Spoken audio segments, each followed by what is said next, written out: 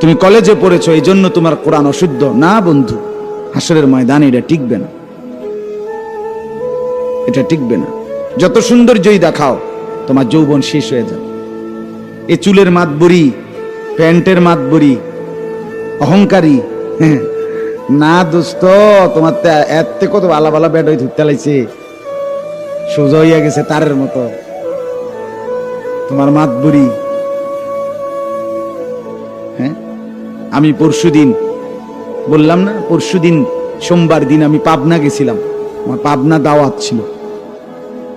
রবিবার রাতে গেছি, সোমবার রাতে আবার ফিরে মঙ্গলবার গতকাল সকাল 9টায় আসছি। তো পাবনা আসরের আগে বয়ান শেষ করে আসরের পরে এই সোমবারে পাবনা মানসিক হাসপাতালে যে পাগলখানা যেটা দেখতে গেছি। আমারে বিশেষভাবে অনুমতি নিছে, ভিতরে এমনি ঢুকতে দেয় না সবাইরে, বলে টলে অনুমতি নেওয়াইছে আমার জন্য। তা আমরা 3-4 জন ভেতরে ঢুকছি, ভেতরে অনেকক্ষণ দেখছি। বিশ্বাস করো ছেলেরা, এই তুম করে বলি ভাই, এ কয়জন আছো যে কয়জন, তোমাদেরকে বলি ভাই আল্লাহর কসম আমি নিজ চোখে দেখছি, শতকরা 100 জনের মধ্যে 98 জনই যুবক, 2 জনও হবে না বুড়া। বুঝছেন চাচা, তাগড়া তাগড়াজ্য ছিল, পাগল। এক ছেলেরে জিজ্ঞাসা করলাম তোমার নাম কি বাবা? চিনছেন না আপনি আমাকে? আমি রবীন্দ্রনাথ ঠাকুর। তাইলে সে সুস্থ?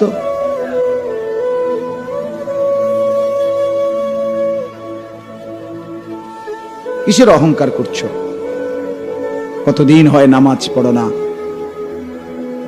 কত নারী দেখলে, কত উলঙ্গ ছবি দেখলে, মোবাইলে নাচ গান দেখলে শখ মিটবে?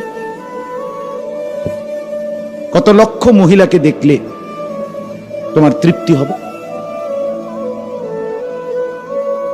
বলো ভাইয়া, এই চুল কতবার কত দিকে কাটলে সুন্দর হবে? বলো। দুশ্মন তো তোমার স্থির হতে দেয় না, 3 মাসে 2 মাস পর পর তোমার ডিজাইন বদলায় দেয়। তোমারে কখনো ভীমরুলের মতো, কখনো খরগোশের মতো, কখনো সজারুর মতো, কখনো কচ্ছপের মতো, এক এক সময় তোমারে এক এক আজব আজব প্রাণীর মতো বানায়। বলেন আমাদের ছেলেদের ভবিষ্যৎ কি? আমাদের এই তাগড়া জওয়ান ছেলেদের ভবিষ্যৎ এটা কোনো সুস্থ স্বাভাবিক চুল হইল? একদম এদিকে কাইটা সাপ কইরা মাঝখান দিয়া পাখির বাসার মতো চুল রাখা, ঠিক কি? মাথা নামাইও না দোস্ত, আমি দেখছি দোস্ত, মাথা নামাইও না, মাথা নামাইও না, বরঞ্চ ভাবো। তোমারে লজ্জা দেওয়ার জন্য বলি নাই, পরিবর্তনের জন্য বলছি।